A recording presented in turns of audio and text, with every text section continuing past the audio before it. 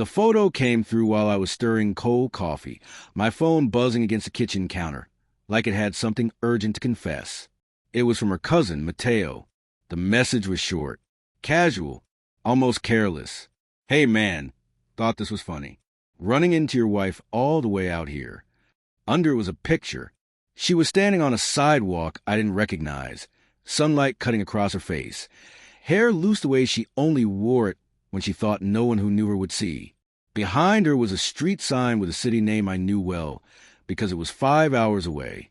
My wife had told me, not even 12 hours earlier, that she was spending the weekend at Mateo's house. I stared at the screen until the letters blurred.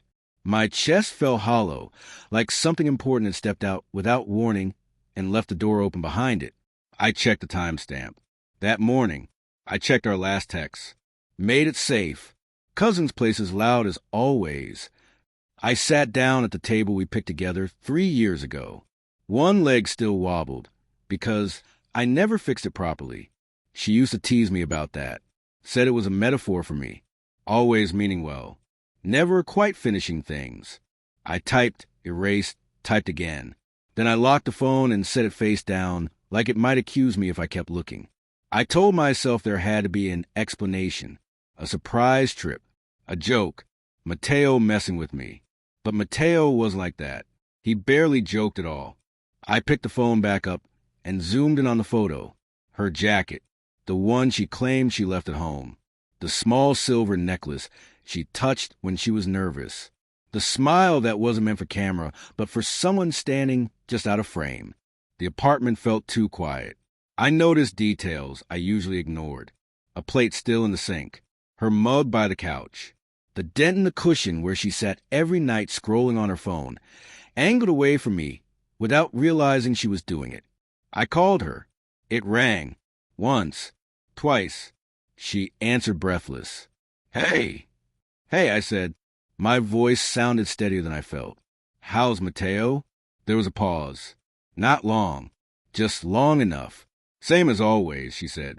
Why? I swallowed. He sent me a picture. Silence stretched between us.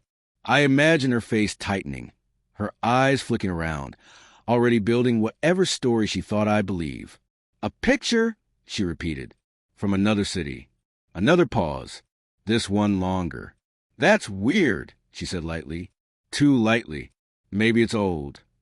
It's from this morning. I heard her exhale, sharp and controlled. Look, can we talk about this later? I'm about to head out. Out where? Just out. Something inside me finally cracked, quietly. Are you at Mateo's house right now? Yes, she said too fast. I closed my eyes. Because Mateo's not there. Her voice hardened. Why are you interrogating me? I almost laughed. Not because it was funny. Because it was exactly what she used to say when she didn't want to answer something. I just want the truth, I said. You don't trust me? She shot back. The old version of me would have rushed to reassure her, would have apologized for doubting, would have blamed myself for making things uncomfortable. Instead, I said, I don't know what to trust anymore. She hung up. I sat there long after the call ended, phone still pressed to my ear, listening to nothing. I thought about all the times I ignored small unease because it felt easier than confronting it. The late nights, the sudden need for privacy, the way she stopped asking about my day, but expected me to listen closely to hers. That night, I barely slept. Every time my phone buzzed, my heart jumped, but she didn't call. She sent one text near midnight. Please don't do this right now. I didn't reply. The next morning, I messaged Mateo. She's not with you, is she? He responded 10 minutes later. No. Why would she be? I stared at the message, then at the photo again. The truth was no longer knocking. It was standing in the room, waiting for me to acknowledge it. Part 2. She came home Sunday evening, dragging her suitcase through the door like everything was normal.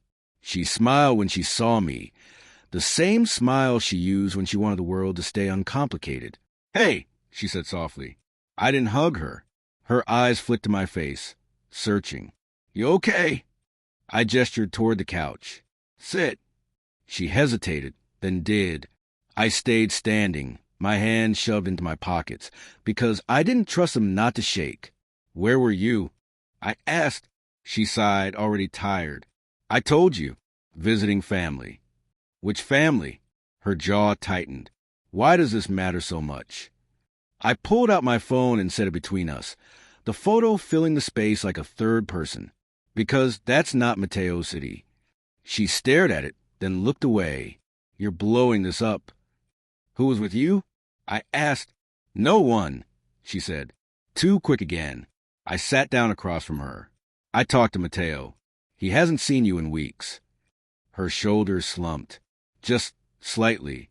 Enough. I didn't want to hurt you," she whispered. The room felt smaller, the air heavier. "So you lied." "Yes," she said, "but it wasn't supposed to go like this." "Was it going somewhere else?" I asked. She didn't answer right away. When she finally spoke, her voice was thin. I didn't plan for it to become serious. "I laughed once, bitter and sharp. That's comforting." Tears welled in her eyes. "I was lonely." I nodded slowly. "So was I." She looked at me then, really looked, like she was seeing the distance she'd helped create for the first time. "I never meant to replace you." "You already did," I said. She reached for my hand. I pulled it back. "Who is he?" I asked. She told me his name. Someone from work. Someone I'd heard about in passing. The guy who helped with projects. The one whose messages she'd always angled her phone away from. "How long?" I asked. "Months." Each answer landed like a quiet blow. No shouting. No slammed doors. Just the slow collapse of something I thought was solid. That night, I slept on the couch. In the dark, I stared at the ceiling and thought about all the futures I'd imagined that now felt borrowed from another life. In the morning, she stood in the doorway, eyes swollen. "What are we going to do?" I sat up, my chest aching with a dull, constant pain. "I don't know," I said honestly. She nodded like she expected that. Later, after she left for work, I sat alone and realized something strange. The fear was still there. The hurt was raw. But beneath it was clarity. Painful, sharp clarity. I deserved honesty. I deserve a life where I didn't have to question reality. That night, I packed a bag. Not because I had a plan. Not because I was strong. But because staying felt like pretending nothing had changed. As I closed the door behind me, I felt the weight of everything we'd lost settle into my chest. It didn't feel dramatic. It felt quiet. Final. And for the first time since the photo arrived, I breathed. She stood in the doorway longer than she needed to, like she was hoping the shape of her body might still feel familiar enough to soften me. Her suitcase rested by the wall, scuffed at the corners, the same one we bought together for our first anniversary trip. Back then, she laughed when the zipper got stuck and said we'd probably break it before we ever broke us. "Can you look at me?" she asked quietly. I didn't answer right away. I was sitting at the kitchen table again, the same cold cup of coffee in front of me, untouched since morning. I noticed a small chip in the rim that I'd never seen before. It felt like everything I looked at had flaws now that I couldn't unsee. "I am looking at you," I said, finally lifting my eyes. She stepped inside and closed the door behind her. The sound landed heavier than it should have. Final, somehow. "You didn't answer my messages," she said. I didn't know what to say. She nodded like she understood, but I could tell she didn't fully. She had always been better at filling silence than sitting in it. She moved toward the couch, then stopped, unsure she was allowed. "Can I sit?" she asked. I shrugged. "You already did yesterday." She sat on the edge, hands clasped so tightly her knuckles turned pale. "I didn't want you to find out like this." "That part hurts the least," I said. "What hurts is how easy it was for you to lie." Her eyes filled again. I was scared. "So was I said.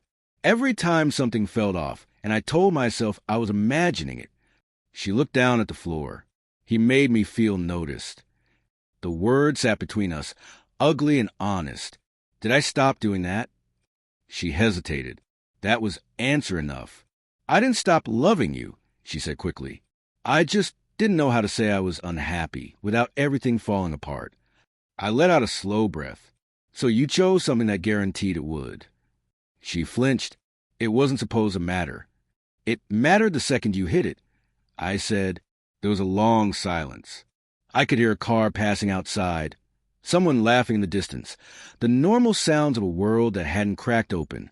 Are you going to leave me? She asked. I thought about the way she used to rest her head on my shoulder during movies, the way she squeezed my hand twice when she was nervous. The version of us that existed before doubt took up residence in my chest. I don't know, I said again, but I can't pretend this didn't change everything. She nodded slowly. I ended it. When? I asked. Yesterday, she said, after your call. Something twisted in me. Not relief, not comfort, just the realization that I was the reason it ended, not her conscience. That doesn't fix this, I said. I know, she whispered. That night, we slept in the same apartment, but different rooms. Every sound felt amplified. Her footsteps, the bathroom door, the quiet sniffles she probably thought I couldn't hear. I lay awake, staring at the ceiling, replaying moments I once thought were insignificant, her distracted answers, the way she'd flinch when my phone buzzed near her, how she started calling me by my name instead of the nickname she used for years. In the morning, she made coffee like she always did. 2 cups, out of habit, not intention. She froze when she realized, then slid one away. I'll be late tonight, she said. I looked at her. Because of work? She hesitated, then shook her head. Because I need to figure out who I am if this doesn't survive. The honesty stung more than another lie would have. So do I said. After she left, I walked through the apartment slowly. I touched the bookshelf we built together, the photo frame on the wall, still holding a picture of us smiling at a beach neither of us talks about anymore. I turned it face down. By the afternoon, I'd made a decision that didn't feel brave or dramatic. It felt necessary. I packed a bag, just enough for a few days. Clothes, my laptop, the watch my father gave me. When she came home and saw it by the door, her face fell. You're really going? I need space, I said, to hear my own thoughts again. She nodded, tears slipping free. I'm sorry, she said, like an offering. I believe you, I said, but belief isn't the same as trust. I stepped toward the door, then stopped. That picture your cousin sent. It didn't just show me where you were. It showed me how far away you'd already gone. She didn't try to stop me this time. As I walked out, the air felt colder, sharper. Pain followed me, heavy and constant, but so did something else. A quiet understanding that loving someone doesn't mean losing yourself to keep them. I didn't know what came next. I only knew that the truth, once seen, couldn't be folded back into something smaller. And that was the part that finally felt real.